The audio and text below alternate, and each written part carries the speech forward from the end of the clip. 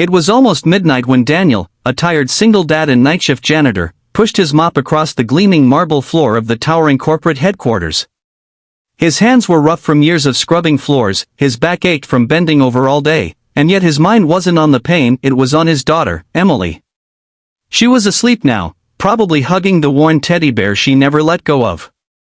Tomorrow was her birthday, and he still didn't know how he'd afford even a small cake. Life had been hard since his wife passed away 3 years ago, and every day felt like a fight to keep Emily smiling despite the shadows they lived in. Daniel was finishing up in the grand lobby when a pair of expensive heels clicked rapidly toward him. He looked up, startled. A tall woman in a navy designer dress, her eyes sharp and restless, stopped just inches away. She was breathtaking, but there was something behind her polished look, a storm. Without introduction, she said, "I need you to pretend you're in love with me. For 10 minutes. Daniel blinked, wondering if fatigue had made him hear wrong. "I'm sorry, what?" "I'll pay you." Just act like you love me," she said again, her voice trembling, though she tried to hide it. Before he could respond, she glanced nervously over her shoulder. Through the glass doors, Daniel saw flashes of cameras and the silhouettes of men in suits. Reporters. She turned back, her eyes pleading. "Please. You'd be helping me more than you know." Something in her tone cut through his confusion. Without thinking, Daniel set his mop aside and straightened his posture. "All right," he said softly. "Tell me what to do." The next moment, she looped her arm through his, her perfume wrapping around him like a memory from a different life. They walked toward the front doors just as a crowd of reporters burst inside, cameras flashing. "Miss Westwood." "Who's this?" "Is this your mystery man?" someone shouted. Daniel felt her hand tighten on his arm. He looked down at her and saw fear under her smile. So he did what he thought a man in love would do, he gazed at her like she was the only person in the world. "She's my everything," he said calmly, and he meant it in that moment, even if it was pretend. The crowd erupted with questions, but Daniel didn't flinch.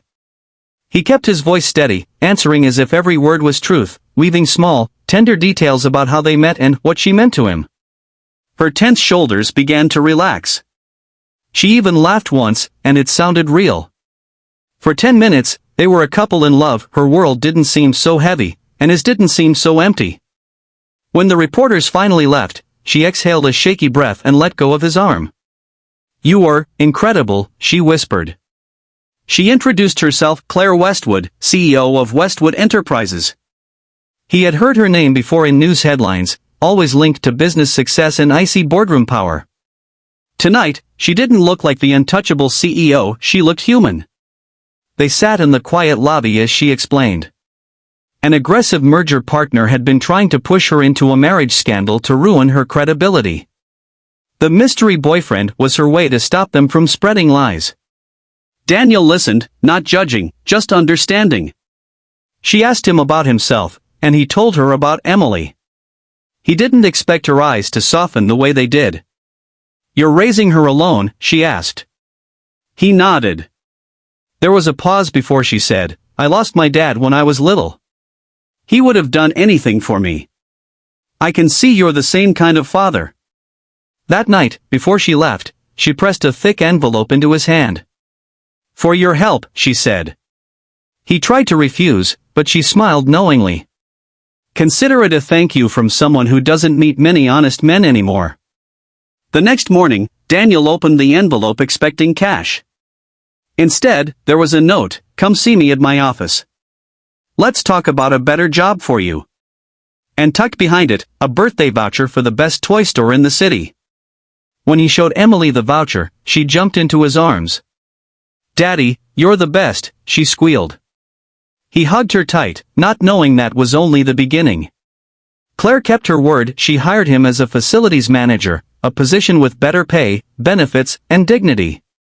But more than that, she became a friend to Emily, attending school events, bringing small gifts, and sometimes joining them for dinner. Months later, Emily asked the question that made Daniel pause. "Daddy, do you love Miss Claire?" Daniel smiled, remembering the night it all began. "I think," he said slowly, "I stopped pretending a long time ago." And as for Claire, she had built an empire, but it took a janitor's kindness to teach her that sometimes the richest thing you can have is someone who sees you, not your title. Weeks turned into months, and Daniel's life began to feel like something out of a dream, only it wasn't. His small, cramped apartment had been replaced by a modest two-bedroom unit that he could actually afford without worrying about skipping bills. Emily finally had her own room, decorated with fairy lights and pastel curtains Claire had helped her pick out. Daniel's workdays as a facilities manager were still full of cleaning and fixing, but now there was respect in the way people spoke to him. He wore a proper uniform with his name stitched in gold thread, and for the first time in years, he didn't feel invisible. Claire visited the building more often than she needed to. At first, Daniel thought it was just to check in on work matters, but slowly, her visits became less about business and more about something else. She would bring lunch and sit with him in the break room, laughing at his dry humor.